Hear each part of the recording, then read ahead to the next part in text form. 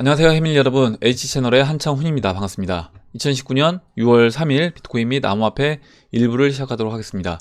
먼저 댓글로 좋은 의견과 질문, 정보 공유해주신 분들에게 감사 말씀드리고 오늘 순서는 비트코인 차트 하고요, 시총 차트, 그 다음에 숏 차트, 도미넌트 차트를 짧게 보고 바로 이제 Q&A로 들어가도록 하겠습니다. 그리고 들어가기 전에 어제 그 라이브 방송 15,000명 그 해밀이 여러분들 이제 15,000명 넘어서서 라이브 방송을 했는데 많은 분들이 이제 후원을 해주셨어요. 후원을 해주셨는데 제가 영상을 찍을 때는, 라이브를 할 때는 제가 이제 너무 바빠서 정신이 없어서 다 인사를 못 드린 것 같아서 다시 한번 이제 인사드리고 그 다음에 이제 시작을 하도록 하겠습니다.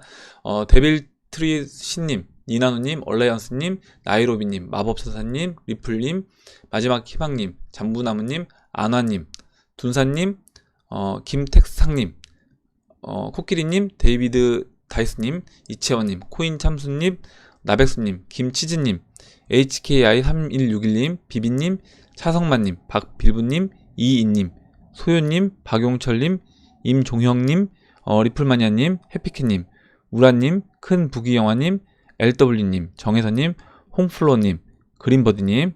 예, 일단 다시 한번 감사 말씀드리고, 제가 혹시라도 지금 일단 제가 다시 한번 보면서 후원해주신 분들 이렇게 이름을 쭉 적어봤는데, 닉네임을 적어봤는데요. 혹시 만약에 빠진 분이 있다고 하면 일단 제가 뭐 일부러 뺀 건 아니니까 너무 섭섭해하지 마시고 다시 한번 이제 감사 말씀드리겠습니다. 예, 감사합니다. 이제 시작을 해볼게요.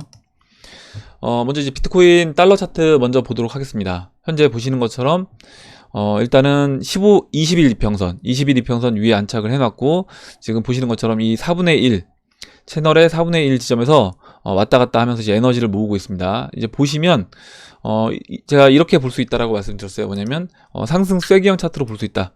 상승 쐐기형 차트로 이제 볼 수 있다라고 했습니다. 예, 이렇게 이제 그려보면 상승 쐐기형으로 이제 볼 수 있어요. 그래서 여기에서 지금 이제 아래로 빠질 수 있냐, 이제 뭐 위로 올라갈 거냐, 이렇게 방향성을 이제 보일 건데, 일단은 아직까지는 확실하게 뭐 방향성이 결정된 건 아니다라고 말씀드릴게요. 물론 이제 확률적으로는 상승 확률이 한 70% 이상 전 높다라고 봅니다. 이렇게 보시면 될 것 같고, 상승 쐐기형이고 RSI는 뭐 하락 다이버전스가 나왔지만 어찌됐든 상승 채널 상단부 위에서 움직이고 있고, 그렇다라고 하면 이와 같은 패턴으로 진행이 됐을 때 에너지를 모은 다음에 그 채널 상단부를 넘어가 주면서 다시 재차 상승 흐름으로 이제 진행됐던 걸 본다라고 하면, 저는 이번도 그렇게 이제 진행될 수 있다라고 봅니다. 그리고 이제 그렇게 보는 이유가, 만약에 비트코인 차트 하나만 놓고 본다라고 하면 당연히 여기서 이제 하락이 나올 수도 있는 그런 관점도 좀 확률이 높아질 수 있어요. 근데 비트코인 차트 하나만 보는 게 아니라 우리가 이제 알트코인들 현재 위치라든가, 그리고 이제 도미넌트 차트, 그리고 또 지금 뭐 원달러 이제 원달러 오늘은 좀 빠졌는데 뭐 조정을 받는다고 하더라도, 지금 이제 앞으로 오늘 6월 3일이고요. 제가 봤을 땐 방향성은 6월 4일, 5일, 6일 그 전에 방향성을 나올 거다, 이렇게 봅니다. 그래서 그 사이에 방향성이 나오면서 전반적으로 시장이 저는 크게 움직일 수 있다라고 보는데, 그렇게 됐을 때 움직인다라고 하면 암호화폐 시장은 긍정적인 방향으로 움직이지 않을까, 이렇게 생각을 합니다. 네, 그리고 다음 숏 차트 볼게요. 일단 숏 차트도 뭐 크게 이제 변동사항은 없는데, 보시는 것처럼 일단 21 이평선 올라가 준 이후에 여기서 옆으로 누워서 21 이평선에 일단은 안착한 그런 모습입니다. 그래서 여기에서 아마 이제 비트코인이 추가적으로 상승을 해주고 한번 흔드는 작업이 나오면, 그러니까 여기서요 비트코인이 올라와 준 이후에 다시 한번 눌러주는 그런 모습이 나와준다라고 하면, 그때 오히려 숏 차트는 물량이 늘어날 수 있다. 숏 차트는 여기서 지금 당장은 안 늘어난다고 하더라도 한번 상승해주고 다시 눌러주는 비트코인이 그런 움직임을 보이면 올라갔다가 빠지면서 나 추가적으로 숏 때릴 걸, 이런 생각이 들 수밖에 없기 때문에 그때는 숏 물량이 추가적으로 증가할 수 있다. 그리고 숏 물량이 증가하는 거는 암호화폐 시장에는 긍정적인 방향이다 라고 말씀드렸어요. 예, 이렇게 보고 다음으로 시총 차트를 보도록 하겠습니다. 이제 시총은 일단 지난 직전 고점은 넘어섰습니다. 2600억 달러를 넘어서서 현재 이제 2630억 달러에 있는 모습이고, 지금 이 시총 차트가 그래도 꾸준히 저점을 높이면서 상승을 해주고 있습니다. 이게 이제 긍정적으로 보는 거예요. 그러니까 뭐 비트코인 차트는 아직까지 우리가 어떻게 이제 방향성을 확실하게 보일지, 물론 이제 상승 확률이 높지만 비트코인 차트만 놓고 본다라고 하면 하락할 수도 있을 것 같은데, 이런 느낌이 드는데, 뭐 시총 차트라든가 이런 걸 본다, 알트코인들 위치를 본다라고 하면 알트코인들 차트 흐름이 굉장히 좋기 때문에 알트코인들이 올라갈 때 비트코인이 뭐 추가적으로 지금 이 자리에서 크게 하락한다, 저는 이렇게 보진 않습니다. 상승률만 차이가 날 뿐이지 비트코인도 같이 올라가 주면서 알트코인들이 더 크게 상승하는 그런 흐름으로 저는 진행이 될 수 있다라고 보고 있어요. 일단 시총 차트도 보시는 것처럼 직전 고점 넘어간 상태에서 안착해주고 있고, 계속 꾸준히 보시는 것처럼 저점을 계속 꾸준히 높여주고 있습니다. 계속 저점을 꾸준히 높여주고 있다. 그리고 지금 알트코인들, 그러니까 비트코인은 거의 제자리에 지금 박스권 움직임을 보이고 있잖아요, 며칠간. 근데 알트코인들이 순환매를 돌고 있는 겁니다. 이 시총 차트가 계속 꾸준히 올라간다는 얘기는 무슨 얘기냐면, 알트코인들이 순환매를 돌면서 꾸준히 올라가지고 한번 눌러주고, 그리고 또 다른 알트코인 올려주고 눌러주고 이렇게 하면서 계단식으로 좀씩 올라가지고 있다, 이렇게 이제 보시면 될 것 같아요. 다음으로 이제 도미넌스 차트를 보도록 하겠습니다. 도미넌스는 지금 이제 20일 이평선이 이제 꺾이고 있습니다. 꺾이고 있고, 여기서 이제 50일 이평선과 이제 만나기 일보 직전이에요. 그래서 지금 이 도미넌스 차트만 본다고 해도 조만간에 도미넌스 차트도 방향성을 보일 것이고, 지금 채널 상단부이기도 하고요. 채널 상단부이기도 하고, 지금 21 이평선이 이렇게 꺾여 내려오고 있기 때문에 51 이평선에서 일단은 에너지를 모으고 있긴 한데, 여기서 저는 이제 아래로 내려오면서 그때부터 이제 본격적으로 이 51 이평선을 깨면서 본격적으로 알트코인들, 대형 알트코인들이 시장을 주도하는 그런 흐름이 나올 수 있다, 이렇게 봅니다. 그리고 이제 그 날짜가 6월 4일이 될 수 있는 확률이 높고요. 6월 4일 딱 정확하게 안 된다고 하더라도 그 언저리에서 5일, 6일, 오늘 움직일 수도 있는 거고요. 그렇게 이제 보시면 될 것 같아요. 이렇게 설명드리고, 다음으로 이제 Q&A로 들어가도록 하겠습니다. 예. 일단 지금 그 와사비님이 지난번에 얘기해 주셨던 우리 그 흑우 이장배, 해밀리 이장배 흑우 지금 공모전을 하고 있습니다. 그래서 댓글로 그냥 참여해 주시면 되고, 그냥 해밀리 이장배 흑우 공모전 이렇게 댓글에 제목만 써주시고 글 써주시면 이 내용을 이제 와사비님이 정리를 해주신다고 했어요. 정리를 해주셔서 일단 하고요. 저도 따로 이제 정리를 하고 있긴 합니다. 그래서 오늘은 그 내용들은 제가 빼고, 그 공모전이라고 했던 내용들은 빼고 일단 Q&A를 진행하도록 하고, 그 공모전 내용이 굉장히 이제 응모해 주신 분들이 많아서 따로 이제 진행을 하도록 할게요. 그 부분은. 예, 그럼 보도록 하겠습니다. 유성욱님이 써주셨고요. 업비트 계좌가 없어서 빗썸에서 원화로 거래를 하는데 포트폴리오에서 리플이 제일 많은데요. 비트 도미넌스에서 지금 알트로 바꿔주라고 하는데 업비트 사토시 기준에서 비트 대비 알트가 싸다고는 이해가 되는데요. 원화만 거래하는데 원화 기준에서는 리플에서 비트는 언제 어떻게 비트 도미넌스 상단이나 하단에서 비트나 알트를 바꿔야 하나요? 리플 고점에서 물타기에서 현재 리플 평단은 870원이라고 얘기해 주셨고, 원화 기준 교체 매매를 언제 해야 하는지 이해가 안 된다 얘기를 해주셨는데, 지금 이제 참깨님이 답변을 잘 해주셨습니다. 그래서 아마 충분히 저는 이제 나무아뿌리님도 얘기를 해주셨고, 예, 나무아뿌리님도 이제 이해를 하셨다, 참깨님이 답변을 달아주셔서. 그래서 보시면 일단 여러분들이 이제 답변을 달아주셨고요. 일단은 이해를 하셨다고 하니까 제가 따로 말씀은 드리지 않도록 하겠습니다.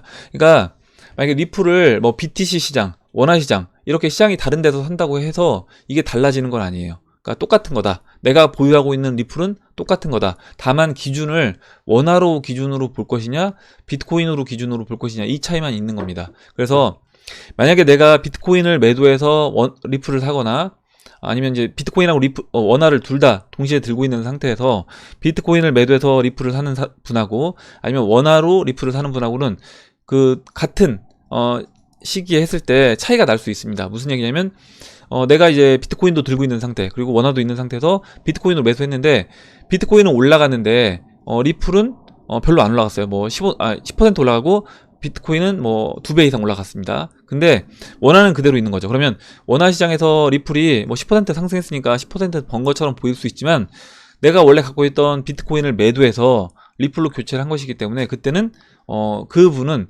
일단은 비트코인 개수가 그만큼 줄어든 거다. 비트코인 올라간 것만큼 줄어든 거다. 그래서 그렇게 이제 기준을 세우셔서 하시면 될 것 같습니다. 예, 일단 이 부분은 아마 혹시 예전 영상, 만약에 유성욱님이 최근에 이제 들어오신 분이라고 하시면 예전 영상도 이렇게 쭉 몇 개를 보시면 아마 이 부분에 대해서 이해를 하실 수 있을 것 같아요. 다른 분들도 마찬가지고요. 일단 답변 달아주신 참깨님하고 다른 분들한테 이제 감사 말씀드리고 다음 보도록 하겠습니다. 다음으로 윤리진님이 써주신 내용 보도록 할게요. 예.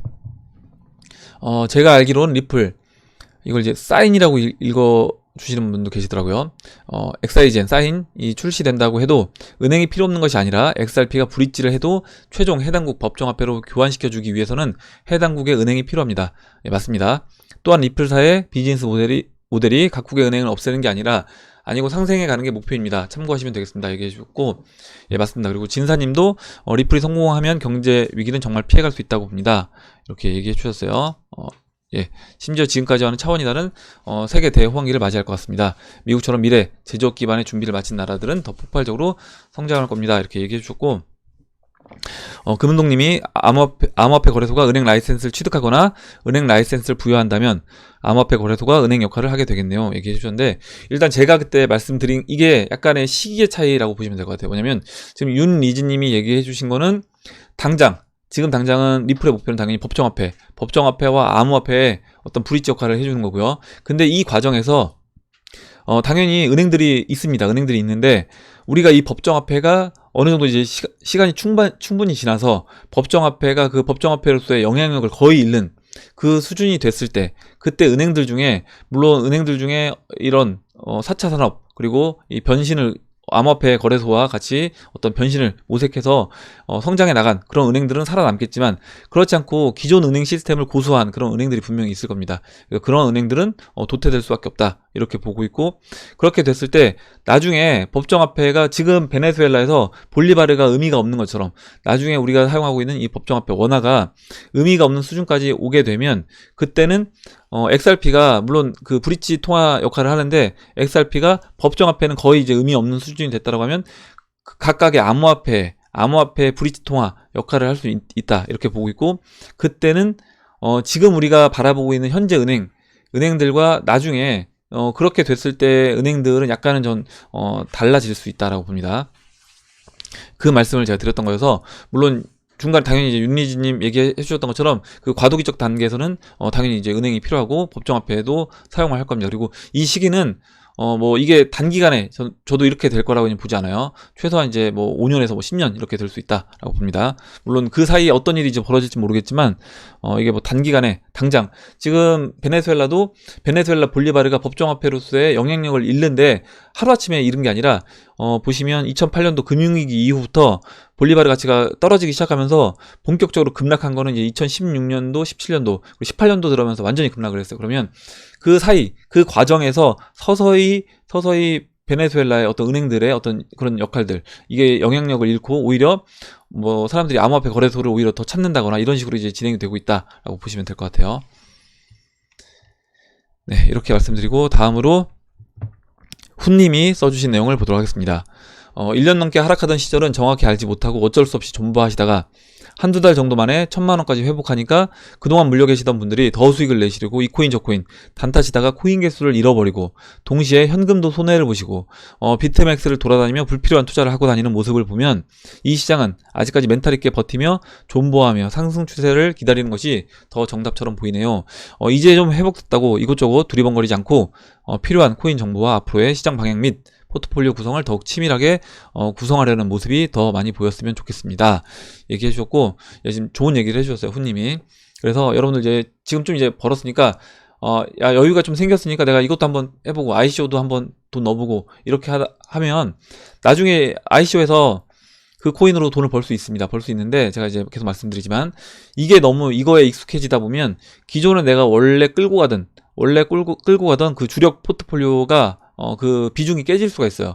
그거를 내가 정확하게 난 지키면서 할 수 있다라고 하시는 분들은 상관이 없는데, 사람 마음이 그렇지 않은 게, 내가 이제 ICO 했는데 이게 막 갑자기 20배, 30배 가면 혹하다는 거죠. 그리고 어떤 사람들이 ICO 들어가서 뭐 50배 먹었다 이런 얘기 들으면 나도 이거 지금 비트코인 뭐 올라가긴 했는데, 리플 뭐 한 10배 올라가긴 했는데 성에 안 찰 수 있다는 거죠. 그래서 ICO 이런 거에 갖고 있던 막 비트, 이더, 리플 물량을 매도를 해서 이쪽으로 막 들어가게 되면 나중에 시간이 지난 다음에 딱 보면 뚜껑을 열어보면 내 포트폴리오에 남는 게 잡코인들만 남아있을 수 있다는 겁니다. 거기에 만약에 지금 얘기해 주셨던 것처럼 비트맥스 이런 데 빠지게 되면 처음에는 비트맥스 할 때도 이렇게 얘기를 해요. 사람이 난 조금만 해봐야지, 조금만 테스트로 해보고 내가 잘 수익 나면 큰돈 해야지 하는데, 이게 조금이 계속 이제 하다 보면 가랑비에 옷 젖는다고 하다 보면 이제 늘어나는 겁니다. 그리고 늘어나서 한번 손해 금액이 좀 커지게 되면 이거를 한 번에 만회하고 싶기 때문에 배팅을 크게 할 수밖에 없어요. 그래서 나중에는 큰 돈을 잃을 수 있다.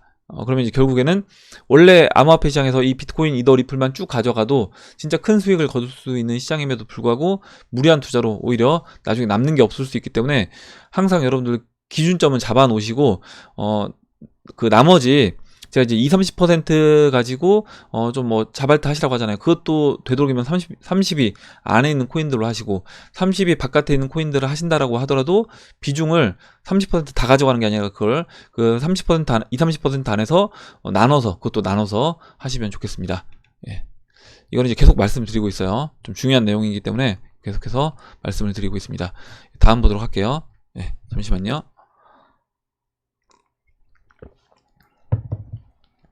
SOH님, 소아님이라고 이제 읽으면 될 것 같은데, SOH님이 써주셨습니다. 일본 세금 관련해서 나눠야겠다 생각했는데, 주민분들께서 여러 의견들을 주시네요. 해주셨고, 링크를 걸어주셨어요. 그래서, 소득의 합계와 세율은 일본요. 다음과 같다. 195만엔, 5%. 그래서 이제 구간별로 이렇게 쭉 있고요. 마지막으로 4천만엔. 4천만엔이니까, 우리 원화로 하면 4억 원 될 것 같습니다. 4억 원까지 넘어가게 되면, 그때는 45%까지 이렇게 세율이, 그래서 세율이 이제 구간별로 금액이 커지면 커질수록 늘어난다. 이렇게 이제 보시면 될 것 같고, 아마 이제 이 구간별로 이렇게 될 것 같아요. 뭐냐면 4천만엔 이하는 40%, 4천만엔 넘는 것만 45%로 이제 계산할 거라고 봅니다. 일본의 과세 기준으로 미루어보아 세계적으로 상당히 높은 세금이 책정될 것 같네요. 앞서 의견 주신 것처럼 세력도 세금 시행일에 맞춰서 고점을 만들고 현금화 후에 그 다음에 중심선 또는 4분의 1선까지 조정을 주며 매집을 하지 않을까 합니다. 그렇게 진행될 때 저희도 상당 부분 수익 실현을 하고 조정 이후 일정 부분 재진입해야 하지 않을까 합니다. 굉장히 좋은 얘기를 해주셨어요. 그러니까 지금 이 의견 주시는 분들이 많은데, 지금 소아님이 주셨던 것처럼 이렇게 제가 계속 말씀드리고 있습니다. 만약에 리플이 아니죠. 비트코인이 이제 세금을 2020년에 만약 일본에서 세금을 걷는다라고 했을 때 2020년 4월 달부터 세금 시행을 한다라고 하면 그 전에 상승 사이클을 한번 마무리하고 시장에서 하락을 할 거다. 하락을 할 것이고, 그렇게 해서 세금을 최대한 그들이 회피한 상태에서 그 다음에 이제 다시 이 시장에 진입해서 돈을 벌려고 할 거예요. 세력들도 어차피 세금을 아껴야 되니까. 그렇다라고 하면 우리도 이제 그 부분을 이해를 하고 있다라고 하면 당연히 이용을 해야겠죠. 이용을 해서 이제 얘기해 주셨던 것처럼 2020년 4월입니다. 4월 달부터 일본이 세금을 시행을 한다라고 했어요. 그러면 지금 이제 여기죠. 2020년 4월입니다. 그래서 4월 전에 채널 4분의 3 지점까지 온다라고 하면 그때부터는 우리가 분할로 매도를 한다. 그리고 만약에 이때 분할로 매도를 하다가 20주 이평선을 이탈한다. 분할로 매도를 쭉 합니다. 나눠서 3차례에 걸쳐서 하든 5차례에 걸쳐서 하든 여러분들 이제 분할 기준을 세우시고 매도를 해요. 매도를 하는데, 매도를 하다가 20주 이평선을 깨고 내려온다 라고 하면 그때는 고점 대비 30% 조정이 왔다고 하더라도 가차없이 그때는 매도를 해서 정리를 해준다. 이렇게 계획을 이렇게 이제 세우면 될 것 같습니다. 그리고 그렇게 정리한 다음에 아까 이제 얘기해 주셨던 것처럼 세금 나오기 전에 조정을 거칠 거라고 이제 봐요. 그러면 채널 중반까지 조정을 줄지, 채널 4분의 1 지점까지 조정을 줄지 모르는데, 만약에 지금 보시면요, 고점을 해볼게요. 직접 지난 고점을 2만 달러를 해보면 지금 2020년 5월이 되면 채널 4분의 1 지점과 만납니다. 이 얘기는 뭐냐면, 만약에 여기서 이제 상승을 2020년 초 또는 2019년 말 이렇게 상승을 해주고 조정을 거쳐서 2020년 5월까지 조정을 거쳐서 4분의 1 지점까지 내려오게 되면 이때는 매수 관점으로 이제 봐야 된다는 거죠. 그래서 이때 정리했던 물량들을 여기에서는 다시 우리가 매수를 해서 세금을 내더라도 매수를 해서 가져간다. 그리고 이미 한번 세금을 안 내고 우리가 세금 그 세법이 만들어지기 전에 수익을 취했기 때문에, 특히 우리나라는 아직까지 안 나왔잖아요. 수익을 취했기 때문에 이제 그 부분에서 일정 부분 좀 더 여유롭게 이제 투자를 할 수 있게 된다. 이렇게 보시면 될 것 같아요. 그래서 이제 이때 번 돈으로 다른 뭐 주식이라든가 부동산들이 만약에 가격이 내려왔다. 그래서 채널 하단부까지 내려온 게 확인이 되면 그때 일정 부분은 뭐 주식이든 부동산이든 아니면 뭐 금이나 은이든 이런 식으로 대피해 놨다가 여기서 암호화폐 시장이 내려오면 그때 다시 암호화폐 시장으로 이제 들어와도 될 것 같습니다. 예, 이렇게 말씀드리고, 예, 좋은 내용 써주셔서 과세 기준이 소득의 총액이라 올해 말 내년 초에 고점에서 수익 실현해서 빼는 것 이후에는 세금을 피할 수 없을 것 같은데 얘기해 주셨고, 이 부분은 이제 일본처럼 진행이 될지 그냥 우리나라 이제 거래세로 진행이 될지는 모르겠는데 예전에 이제 옵션 생각하면 우리나라 같은 경우는 뭐 거래세로도 될 수 있다라고 봅니다. 예, 이렇게 말씀드리고 다음으로 넘어갈게요. 다음으로 이제 라이프 W님이 써주신 내용 복귀했습니다. 리플 이더의 가격은 고정이 되어 있는데 시총은 올라갔다. 고로 리플사 이더사에서 물량을 푸는 것이다. 그래서 리플 이더는 탁코인에 비해 가격이 뛸 수 없다라는 의견에 대해서는 어떻게 보시나요?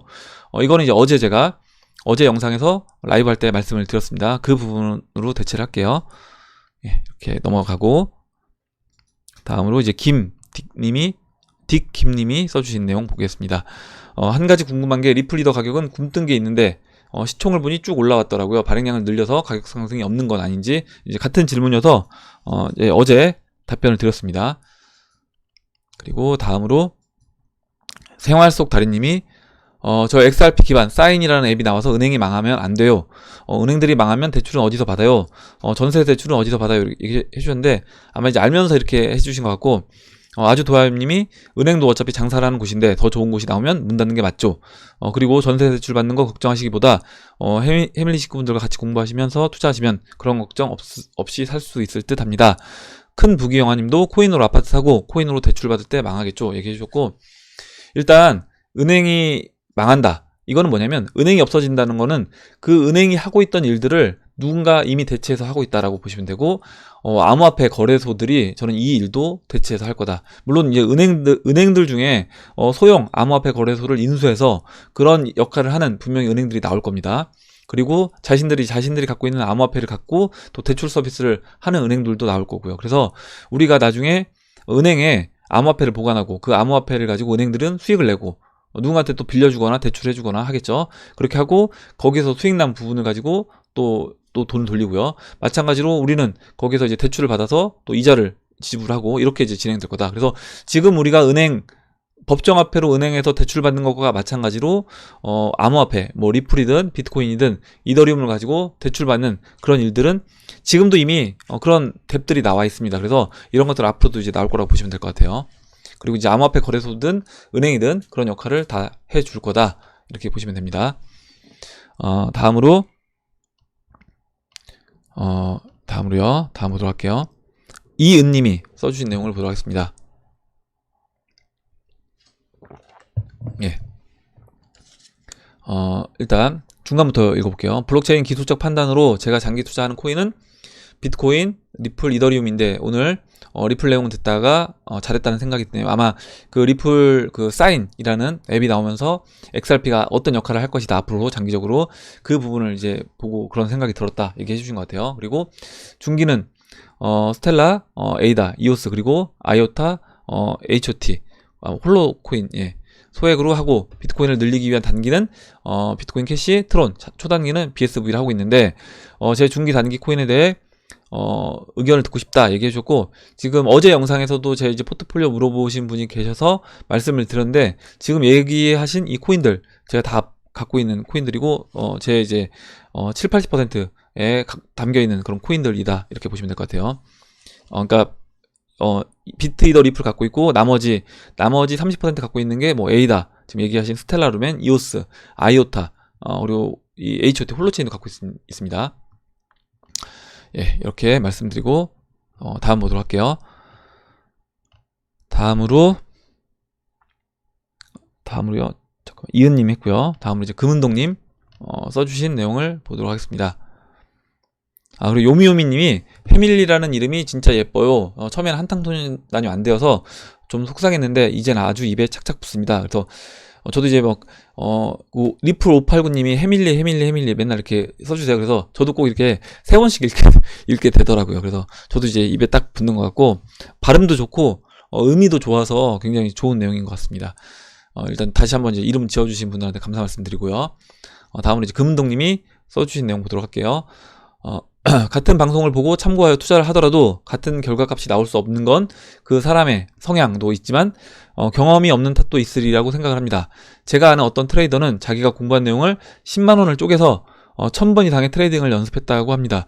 일반 투자자로서 전문 트레이더처럼 따라할 수는 없지만 방송에서 제가 얘기했던 것처럼 일, 주, 월봉으로 방향을 예측하고 매도한다면 조급하게 단타를 치는 습관도 바뀌게 되고, 제일 중요한 건 분할 매수와 분할 매도라고 생각이 듭니다. 한번 쓰라린 경험을 통해 많이 배우고 바쁜 손도 조금 느린 손으로 바뀌게 되었네요. 다음에 이제 커피 마시면서 한번 얘기해 주셨고, 저도 이제 좀 여러분들 이제 다 수익 되시고 시장 올라와서 여유가 되면 저도 이제 여러분들하고 뭐 오프라인에서 만나서 이렇게 진짜 커피 마시면서 이야기하면 재밌을 것 같아요. 예. 다음 보도록 하겠습니다. 다음으로, 예. 그리고 크리에이티브 YG님이 진짜 초창기부터 저 거의 뭐 몇백 명, 100명 안 될 때부터 그때 댓글 남겨주셨던 분인데, 이제 오랜만에 이제 글 써주셨고, 2016년도 초에 코인에 투자를 시작해서 벌써 3년하고도 3개월이라는 시간이 지났습니다. 하지만 저의 정보는 여전히 이제 마이너스. 하지만 전혀 걱정스럽지 않고 오히려 하루하루 가슴 떨리는 삶을 살고 있습니다. 대출 없이 현금 흐름에 따라 계속 매집만 하였고, 다가오는 상승장엔 플러스 된5로 돌아서겠죠. 맞습니다. 채널 안에 너무 똑똑하신 가족분들이 많아서 든든합니다. 예, 맞습니다. 이 얘기도 맞는 말씀이시고요. 우리 해밀리 여러분들, 부디 상승장에 코인 털리는 분들 없길 바랍니다. 코인을 털리면 매도 시점에 수익률이 떨어져서 매도 타이밍 잡기가 진짜 더 힘들 것 같습니다. 예, 맞아요. 그래서 일단은 우리가 충분히 수익 날 때까지는 저도 이제 일정 부분 최대한 홀딩 물량은 지켜줘야 된다. 그리고 홀딩 물량을 지켜주다가 나중에, 그러니까 물론 여기서 수익이 나신 분들이 단기 매매 하시거나 아니면 수익이 나서 나는 이 시장에서 이제는 만족하고 빠져나와도 된다라고 하시는 분들은, 다 털고 나가시는 분들은 상관이 없습니다. 근데 그런 분들도 제가 항상 말씀드리는 건 뭐냐면, 내가 만약에 다 털고 나간다라고 했을 때 다시 비트코인이 진짜 2천만원 넘어가는 그런 상승이 와도 포머가 돼서 이 시장에 뛰어들면 안 된다는 거예요. 그렇게 되면 그건 최악의 매매가 될 수 있고, 내가 매도를 할 때는 항상 나는 내가 매도한 시점보다 싸면 이 시장에 들어오겠지만 싸지 않으면 이거를 다시 쫓아가서 매수하지 않겠다, 이런 마음으로 정리를 하셔야 된다. 그렇지 않으면 그냥 홀딩 하시는 게 낫다라는 겁니다. 예, 이렇게 말씀드리고, 일단 크리에이티브 YG님 다시 한번 일단 충분히 올라가서 저도 이제 수익으로 돌아설 수 있다라고 생각을 합니다. 다시 한번 감사드리고 다음 보도록 할게요. 이규현님이 앙드레 코스톨라니 책 읽어봐야겠네요 얘기해 주셨고, 또 다른 책 추천해 달라고 얘기해 주셨는데, 일단 뭐 주식 관련된 책은 메리츠 증권의 존니 대표님이 쓰신 책이 있습니다. 왜 주식인가 라는 책이 있는데, 그 책도 읽어보시면 도움이 될 것 같아요. 예, 그 책을 추천해 드릴게요. 물론 또 다른 책들도 있는데 일단은 그 책을 추천해 드리겠습니다. 다음으로 이제 구세무사님이 지금은 확률적으로 4분의 1 선을 치고 올라간다기보다는 저항선을 맞고 떨어질 가능성이 전 더 높다고 봅니다. 21선과의 이격도 벌어져 있고, 과거에도 4분의 1 선에서 저항 맞고 떨어진 적이 많으며, 돌파를 했을 때는 이격을 좁힌 다음에 했는데 지금은 좀 급등하기에는 좀 빠르지 않나 생각이 드네요. 물론 과거와 다른 호재가 발생하면 또 모르겠지만 얘기해 주셨고, 예, 맞습니다. 지금 구세무사님이 얘기해 주셨던 것처럼 그렇게 될 수도 있다라고 말씀을 드렸어요, 어제. 그래서 두 가지 경우가 있을 수 있다. 두 가지 경우가 있을 수 있고, 보시면 비트코인 차트를 보시면 여기서 주봉으로 이제 고쳐보면요, 20주 선까지, 예, 잠깐만요. 보시면요, 20주 선까지 눌러주고 가거나, 아니면 상승하고 눌러주거나, 올라오는 20주 선까지 눌러주거나, 두 가지 중에 한 가지가 될 확률이 높다라고 보고, 일단 저는 지금은 단기 추세가 깨지지 않았기 때문에 지금은 일단은 올라가서 조정을 줄 확률이 좀 더 높아 보인다. 물론 이제 아까 제가 차트에서 말씀드렸던 것처럼 그 상승 채널을 깨고 내려온다라고 하면 그때는 확률이 이제 바뀔 수 있는 겁니다. 지금 아까 그래서 일단 현재는 저는 이제 구세무사님 말씀해 주셨던 것처럼 진행이 될 수 있어요. 충분히 가능성도 있고, 그렇게 이제 보지만 현재로서는 올라가서 조정받을 수 있는 확률이 좀 더 높지 않나, 저는 개인적으로는 그렇게 봅니다. 그래서 이렇게 구세무사님 같은 의견도 있다는 거, 예, 이것도 물론 충분히 이제 가능성이 있어요. 제가 말씀드리지만. 예, 좋은 내용 써주셔서 읽어봤고요. 다음 보도록 하겠습니다.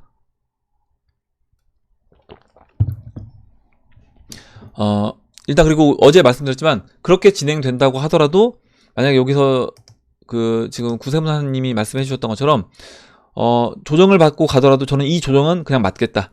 이 조정은 내가 감수하겠다. 감수하고 채널 중반에 왔을 때 저는 이제 물량을 조절하겠다라는 거고요. 포트폴리오를 그때. 그리고 만약에 지금 나는 이 정도 수익이 만족하고 여기서 어느 정도 조정이 온다라고 하면 스트레스 받을 것 같다라고 생각이 드시는 분들은 일정 부분 스트레스 받지 않을 만큼 저는 정리해 주는 것도 방법이 될 수 있다. 그리고 만약에 그 상승 채널 깨진다라고 하면 그때는 또 고려해 봐야 되는 거예요. 그 부분도. 이렇게 말씀드리고 다음으로 이제 송기봉님이 써주신 내용 보도록 할게요. 제가 이제 송기봉님이 지난번에 써주신 내용 제가 착각한 부분이 있어서 말씀을 드리도록 하겠습니다.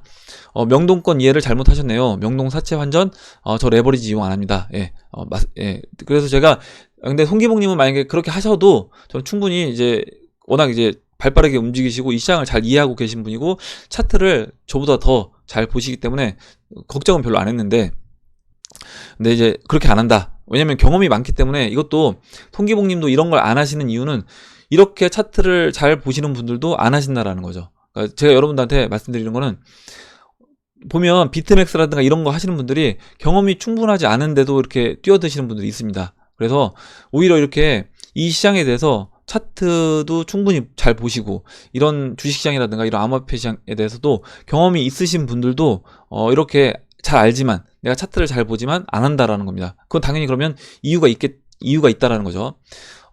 지금 명동에 가셨던 이유는 국간에 섞고 있는 원화를 엔화와 이제 달러로 바꾸기 위해서 명동에 가셨다 이렇게 얘기해 주셨고 대출 내서 잘못 투자하면 인생 거덜납니다. 이 시장 바닥에서 쓴맛도 많이 보고 욕심을 과하게 부리면 골로 가는 겁니다. 그래서 제가 이제 뭐 9.11 테러라든가 그리고 그런 건 이제 알 수 없는 거예요. 우리가 인간의 영역을 벗어나는 겁니다. 9.11 테러가 날지 어떻게 알 수 있겠어요. 그리고 마찬가지로 내가 만약에 숏을 쳤는데 뭐였죠? 어제 얘기했던 그 폭스바겐 그 공매도처럼 세력이 그냥 그 더 큰 세력을 더 작은 어떤 뭐 1,000억짜리 어떤 돈이 들어왔다거나 그런 돈들을 먹기 위해서 더 큰 세력이 시장에 어떤 우리가 원하지 않는 방향으로 끌고 갈 수 있다. 단기적으로는 그렇기 때문에 그런 걸 본다라고 하면 당연히 무리해서 하면 안 된다. 그래서 그 얘기를 해주신 거고요. 통화성수 고점에 걸리면 뼈도 못 추립니다. 지금 부동산 대출만 봐도 고정금리와 변동금리로 되어 있지만 국가 위험 상황에서는 고정금리 개별 통보로 해제되는 게 은행 약관입니다. 그래서 저도 이제 이 내용을 몰랐는데 일단 뭐 고정금리가 저는 이제 보통 보면 이제 고정금리를 기간별로 설정을 해놓고 그 기간이 끝나면 고정금리를 이제 변동금리로 은행에서 바꾸는데 이렇게 만약에 국가 위험 상황이 됐을 때는 그 은행 약관에 고정금리를 개별 통보해서 다 변동금리로 이제 바꾸나 봐요. 그래서 이런 걸 안다라고 하면 우리가 어떤 금리, 대출 이런 부분에서 항상 조심을 해야 된다. 옛날에 주택 대출 금리를 이용하면 대박이었던 시절이 있었음. 가령 3천만 원을 20년 상환으로 하였고 대출을 받는 경우에 월 상환액 30만 원에 대해서 연체가 발생하는 구조였는데 그래서 주택 부도날 일이 없다고 이제 보여지죠. 1년 연체에도 이제 부담이 없기 때문에. 근데 현재는 3천만 원 대출에 월 30만 원 상환 시에 연체가 발생하게 되면 그때는 총 금액 3천만 원에 대해서 연체율을 적용한다. 그래서 여기다 만약에 금리마저 급등하게 되면 그냥 죽음을 부르는 겁니다. 얘기해 주셨고 제가 그래서 지난번에 말씀드렸지만 우리가 그 리스크 계산 만약 대출을 받아서 뭔가를 할 때는 그 리스크 계산을 정확하게 하고 하셔야 된다. 그래서 야, 이렇게 하면 충분히 가능하겠지라고 생각하셔도 항상 조심하셔야 되는 거예요. 내가 모르는 리스크까지 다 계산해 봐야 되는 겁니다. 알아봐야 되는 거고요. 그래서 이 정도면 고정금리를 했으니까 나는 안전하겠지. 그리고 내가 뭐 직장을 특별하게 잃을 일이 있을까 이렇게 해서 했는데 진짜 경제 상황 세계 경제가 불황으로 닥치면서 직장도 잃고 거기에 직장도 잃은 상태에서 만약에 은행 대출 금리가 올라가게 되면 내가 이제 그 부분을 이자를 감당할 수 없는 상황이 올 수 있고 그렇게 되면 내 집이 경매로 나갈 수 있는 겁니다. 그래서 만약에 암호화폐로 이번에 돈을 버신다라고 하면 혹시 여러분들 중에 대출 많이 받아서 투자하신 분들 분명히 계실 것 같아요. 왜냐면 지난번에 조사했을 때 그 암호화폐 투자한 비중이 100% 넘는 분이 꽤 많았습니다. 그러면 그런 분들은 일정 부분 전고점 왔을 때는 그 빚 내신 부분을 좀 정리를 하시는 게 좀 좋아 보입니다. 이렇게 말씀드리고 다음으로 니나노님이 써주신 내용 보도록 할게요. 지금 감사 인사해 주신 분들 굉장히 많아서. 그리고 니나님이 2회 공모전, 흑우 2회 공모전은 응모할 일이 없기를. 그래서 우리가 저도 흑우였던 적 있잖아요. 제가 어제 영상에서 말씀드렸지만 저도 이제 흑우 짓을 했던 적이 있습니다. 그래서 이거는 다 경험할 수밖에 없는 거고, 그런 경험을 했음에도 불구하고 저도 이제 한 번 하고 또 했잖아요. 그래서 근데 이게 반복적으로 계속된다는 건 안 된다. 그래서 내가 이걸 했고 내가 이걸 통제를 못 한다라고 하면 그 시장을 정리를 해야 되는 거고요. 그런 상품을 아예 하시면 안 되는 겁니다. 그리고 한 번, 두 번 실수는 할 수 있지만 내가 이거 세 번째까지 실수를 한다. 이거는 저도 이제 그거는 안 된다. 그래서 그런 실패 경험을 우리가 지금 이 공모전 하는 것도 다른 사람이 실패했던 그런 부분을, 또 내가 실패했던 그런 부분들을 잘 경험 삼아서 타인의 어떤 경험을 또 내가 이제 공부를 통해서 경험 삼아서 우리가 이 부분에서 내가 실수하지 않는, 다시 한번 이번 똑같은 그런 상황이 왔을 때 우리가 실수를 줄이고 성공 투자로 갈 수 있게끔 하자, 이런 취지에서 지금 하고 있는 겁니다. 다른 사람 실수한 걸 가지고 우리가 나만 실수한 게 아니구나, 저 사람도 실수했구나, 이게 아니라 우리가 여기서 이제 배우자는 거예요. 여기서 다른 사람의 실수를 통해서, 그리고 실패 경험을 통해서 우리가 배우자라는 겁니다. 본인의 실수도 마찬가지고요. 다음으로 박폴님이 써주신 내용 보도록 할게요.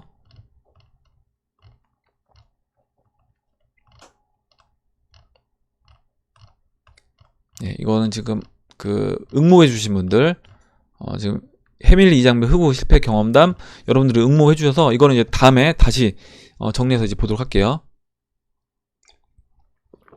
예. 며칠 전 방송에 작년 저점보다 낮은 위치의 코인들은 상승 가능성이 떨어짐을 얘기하셔서 오늘 퀀텀 47% 정리를 했습니다.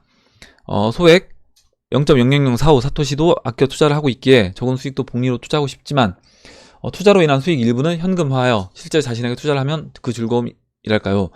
내가 분석한 종목의 성공 투자가 자연스럽게 체득이 되는 것 같더라고요. 암호화폐 투자하는 것도 다 내 가정을 위함이니 와이프 치킨 사주셨습니다. 잘하셨습니다. 그리고 일단 자, 여기서 박폴님이 혹시 이제 여러분들 약간 제가 말씀드린 부분을 오해하실 수도 있을 것 같아서 한번 말씀드리면, 지금 어제 영상에서 이제 말씀드렸던 것 같은데 2017년도 그리고 2018년도 2019년도 저점을 낮춘 종목들이 여기에서 상승을 못한다, BTC 고점을 못 간다, 이 얘기는 아닌 겁니다. 그래서 무슨 얘기냐면, 제가 그리고 이런 종목들을 지금 정리하자는 얘기가 아니라 시총 차트에서, 아니면 도미넌스 차트에서 도미넌스 중심선 최소한, 아니면 도미넌스 하단부, 시총 차트에서는 채널의 중심선까지 올라올 때까지는 이런 알트코인들도 끌고 가졌다가 이런 알트코인들을 이번에 포트폴리오를 만약에 현금화하고 나머지를 비트코인화 했을 때, 그때 알트코인들 소량만 가져간다고 했잖아요. 그 소량 알트코인 가져가는 그 코인들은 당연히 시장에서 어느 정도 성장을 하고 있는 그런 코인들로 선택이 되어야 되고, 나중에 다시 조정을 받고 우리가 다시 알트코인들 비중을 채울 때, 그때 알트코인들을 지금 이 시장에서 성장을 하고 있는 그런 코인들로 채우고, 원래 갖고 있던, 만약에 퀀텀을 정리하셨다고 했는데 이런 코인들이 있다라고 하면 이런 코인들은 비중을 좀 최소화하자. 그러니까 저점을 계속해서 낮추는 코인들이 꼭 이건 성장 못하고 나중에 이 코인은 없어진다, 이건 아니겠지만 중간에 또 로드맵대로 또 진행이 되고 유저가 많이 확보해서 성장할 수 있는 겁니다. 근데 일단은 차트에서 이제 그런 흐름이 있기 때문에 일단은 비중을 좀 줄여놓자는 건데, 그 줄여놓는 시점이 언제냐면 도미넌스 차트에서요. 도미넌스 차트에서 보셨을 때 지금 하락을 하고요.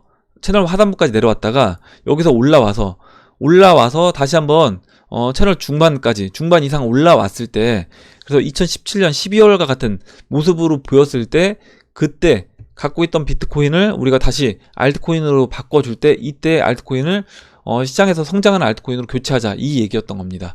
예, 이 얘기예요. 그래서 이제 그렇게 이해를 해주셨으면 좋겠어요. 네, 그리고 다음 보도록 할게요. 다음으로 우라님이 써주셨고, 우라님이 공모전에 이제 여러분들이 공모전 써주셔서 감사드리고, 우라님이 이제 제가 어제 우라님이 써주신 흑우 경험담 이렇게 올려주셨는데, 일단 우라님 덕분에 어떻게 보면 이제 이렇게 공모전을 하잖아요. 굉장히 저는 이게 우리가 의미가 있는 공모전이라고 생각합니다. 도움이 되는 진짜 공모전이라고 생각하고, 우라님이 웃음 참다가 잘못하면 죽을 수도 있다고, 예전에 제가 아는 한 분이 그렇게 고인이 되신 분이 계시다고, 임금님 기는 당나귀기 하다가 끽 하셨다고 해주셔서, 일단 굉장히 글을 좀 재밌게 써주시는 분 같아요. 그래서, 다시 한번 이제 감사 말씀 드리고, 우라님한테, 다음 보도록 하겠습니다. 다음으로, 바닷가 별방님이 써주셨어요. 바닷가 별방님이, 지금 다 이거 공모전에 참여해 주신 분들이고요. 바닷가 별방님이 좋은 글을 써주셔서 가장 헛되이 보낸 날은 웃지 않는 날이다. 해밀리. 그래서 가장 헛되이 보낸 날은 웃지 않는 날이다. 그래서 우리가 나이가 들면 들수록 그 애기들은 진짜 별것도 아닌데 웃잖아요. 저희 둘째도 막 별것도 아닌데 맨날 깔깔 웃습니다. 그래서 여러분들도 진짜 좀 나이가 들수록 웃음이 적어지는데 우리가 항상 웃으면서 좀 하루라도 행복하게 살았으면 합니다. 그래서 많이 웃으셨으면 해요. 너무 이제 시장 보면서 막 스트레스 받지 마시고, 우리가 이제 좀 미래를 생각해 보면 행복하잖아요. 지금 앞으로 어차피 이 시장은 올라갈 거는 어느 정도 이제 이 길은 정해졌기 때문에, 그렇게 생각하면 우리가 중간중간에 이런 조정도 오히려 나한테 싸게 살 수 있는 기회를 주는구나, 행복하다, 이렇게 생각할 수 있는 겁니다. 어떤 사람들은 이제 그걸 가지고 스트레스 받을 수 있겠지만, 저는 이제 오히려 그 부분도 우리가 긍정의 편집을 한다라고 하면 충분히 행복한 방향으로 볼 수 있다, 이렇게 생각을 해요. 네오스님이 해밀리 구독자 30,000명, 그리고 비트코인 30,000불 어느 쪽이 먼저 도달할지 궁금해집니다, 이렇게 해주셨고, 저도 이제 일단 비트코인 30,000불이 먼저 갈 수 있지 않을까, 이렇게 생각합니다. 이렇게 30,000불 되면 근데 바로 또 해밀리 가족도 늘어날 거라고 봐요. 최근에 이제 아마 비트코인 이렇게 1,000,000원까지 올라가니까 구독자분들도 많이 늘어나서, 그리고 이제 구독자분들 늘어나면서 또 좋은 분들도 많이 들어오셔서 항상 이제 감사드리고요. 다음으로 리플파리 소년님이 써주신 내용 보도록 할게요. 리플파리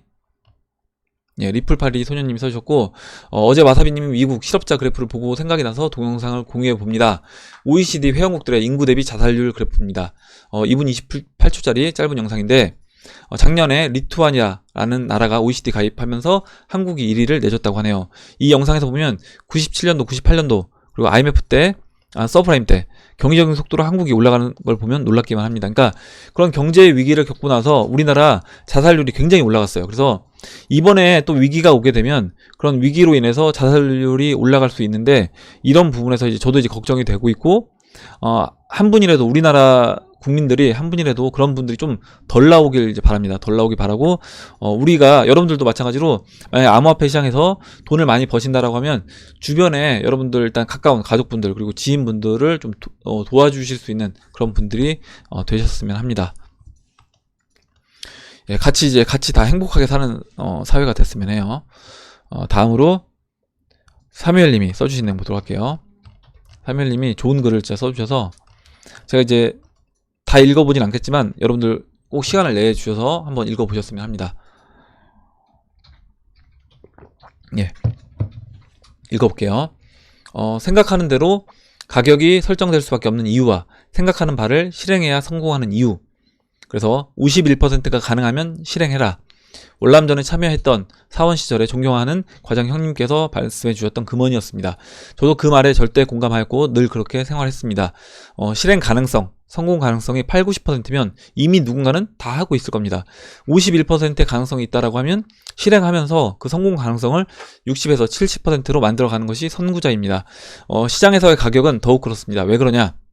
부동산도 마찬가지겠지만 실제 부동산 잘하는 사람들은 자신이 거기에 부동산 투자를 하고 그 자신이 샀던 그 지역을 자신이 생각하는, 자기가 이미지 트레이닝 했던, 꿈꿔왔던 그 그림대로 이제 그 시장을 그려 나갑니다. 그래서 제가 아는 진짜 부동산으로 돈 많이 버는 동생도 그렇게 하더라고요. 진짜로 자기가 거기에 땅을 사고 건물을 짓고 거기에 사람들을 또 이렇게 같이 모아서 이런 식으로 우리가 상가를 꾸려 나가자라고 이야기를 하고, 거기에서 또 좋은 어떤 그런 프랜차이즈들, 예를 들어 스타벅스라든가 이런 데를 입점시켜서 건물 가격을 올리고, 또 거기에 어떤 이런 또 좋은 그런 업체들, 좋은 기관들, 이런 데들을 계속 만나면서 인적 네트워크를 만들어서 그쪽에 이제 유입을 시키는 겁니다. 그러면 자연스럽게 그 지역의 땅값이 올라가게 되더라고요. 그래서 그 사람이 생각했던 대로 야, 이 땅값은 여기에 이렇게 만들 수 있을 거야 라고 생각했던 대로 그렇게 만들어 갑니다. 저는 강남도 강남에 투자했던 그러니까 원래 강남에 땅을 갖고 있던 사람들은 그렇게 하지 않았겠지만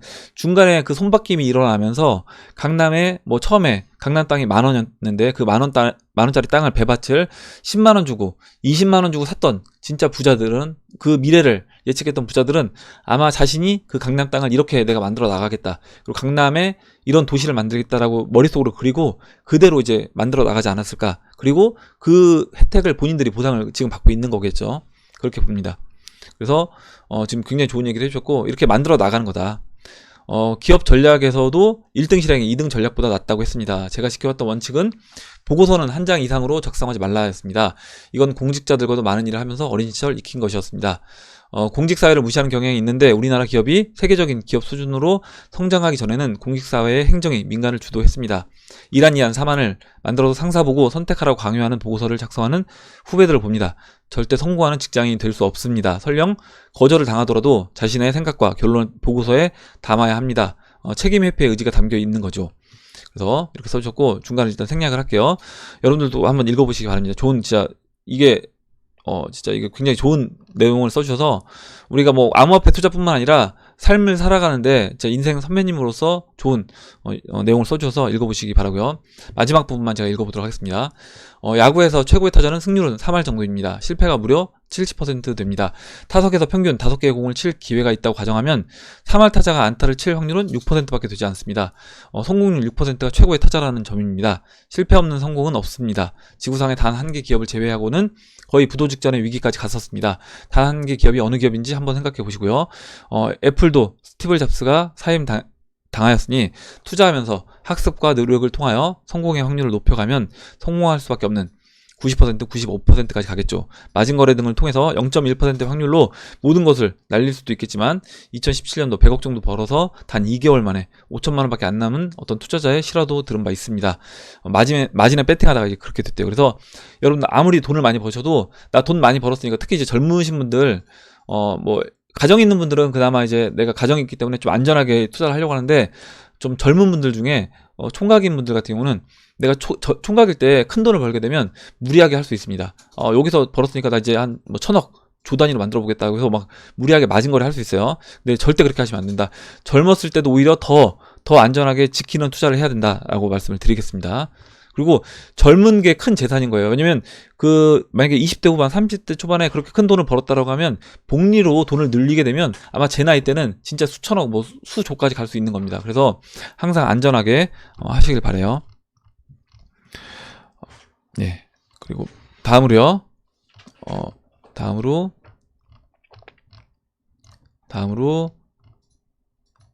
베티서님이 지금 개인 월렛 관련돼서 지금 내용을 정리 중에 계시대요. 열심히 이제 시행착오 중인데 레포트를 작성해서 여러분들한테 이제 공유를 해주시겠다라고 했습니다. 그래서 블루노트님도 기대 많이 된다 얘기해 주셨고요. 저도 이제 기대하고 있겠습니다. 다음으로 보시면 임석훈님이 써주셨는데 세계 금융위기, 법정화폐 가치 하락, 미중 무역전쟁 장기화 등의 예측 등등 여러가지로 암호화폐 상승 기대에 부응하는 분위기가 되어가는 느낌입니다. 암호화폐를 투자하는 입장에서 가까운 미래의 전고점을 넘어서 만약에 20배 이상의 상승이 왔을 때 매도해야 하는 상황을 상상해 봤습니다. 만약 매도 시점에서 법정화폐 가치가 계속 떨어지는 경제 최악의 상황이라고 하면 법정화폐로 자산을 보유하고 있는 것은 그동안 거둔 수익을 잃어버린 꼴이 될 수 있습니다. 물론 많이 벌었겠지만 거기서 법정화폐가 빠르게 영원으로 가게 되면서 오히려 그 수익을 잃을 수 있다. 그래서 그렇다라고 하면 안전자산으로 무엇으로 바꿔야 되는가, 자산을 보관해야 되나 생각을 해보면 달러엔, 금은 바로 생각이 나는 게 달러나 엔도 법정화폐이므로 결국에 나중에 가치가 떨어질 수밖에 없고, 그렇다라고 하면 금이나 은에 투자를 해야 되고 은에 이제 투자를 해야 되겠다 이렇게 얘기해 주셨어요. 그래서 여러 가지 첫 번째 가격 변동 차트상으로 봤을 때 금보다는 이제 은이 저평가되어 있고 은이 산업 재료로 많이 사용이 되고 있다는 점, 그리고 유명한 투자자 짐 로저스가 은 투자를 조언했고 JP 모건이 은을 계속 매집했다라는 걸 보면 은에 투자를 해야 된다. 그래서 만약 여러분들 중에서도 이번에 암호화폐 시장 올라와서 돈을 좀 버신다라고 하면 그때 일정 부분은 은으로 투자를 하시는 것도 저는 좋아 보입니다. 마지막으로요. 와사비님이 써주신 내용 보고 이제 마무리할게요. 김치 프리미엄에 대한 정보를 이제 올려주셨고요. 와사비님이 써주신 내용을 보도록 하겠습니다. 혹시 일단 좋아요 누를게요. 최근에 이제 구독자분들이 많이 들어오셨는데 와사비님이 저희 그 H 채널에서 활동도 많이 해주시고 좋은 글도 올려주시고요.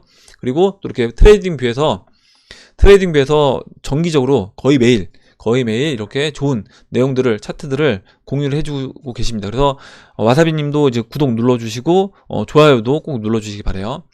김치 프리미엄과 고점 관계성 분석을 해주셨고 비트코인 이더리움 해주셨습니다. 그래서 비트코인 차트와 이더리움 차트를 올려주셨는데 여기 보시면 밑에 있는 게 이제 김치 프리미엄 차트입니다. 그래서 우리나라 김프가 이렇게 꼈을 때 2017년도 5월에 김프가 46% 그리고 2017년도 말에 46% 꼈어요. 그리고 이때 보시면 이더리움도 이렇게 김프 꼈습니다. 2018년도에도 이렇게 김프 꼈어요. 이더리움 같은 경우는 2017년도 6월에 알트코인도 펌핑 나오면서 62%까지 김프가 꼈습니다. 근데 이때는 그러면 어떻게 해야 되냐? 이때는 정리를 해줘야 된다. 일정 부분 이때는 이제 고점 역할을 할 수 있다. 그래서 김프를 봤을 때 김프가 만약에 이와 같이 지금 정도 김프 말고요. 지금 정도 뭐 2% 3% 되는 이런 김프 말고 30%가 넘는 이런 김프가 된다라고 하면 그때는 어느 정도 매도 관점으로 우리가 접근을 할 수 있다. 이렇게 볼 수 있습니다. 그래서 와사비님이 이제 써주신 내용을 잠깐 읽어볼게요. 김프가 암호화폐 광풍을 나타내는 한 척도로 사용되기도 하는데 그동안 시장의 제반 상황과 암호화폐에 대한 언론과 제도권의 저항과 폄훼, 보세 출현, 외국 거래소 개정 등에 따라서 김프의 출현을 억제하는 효과는 분명히 작용을 하는 것 같습니다.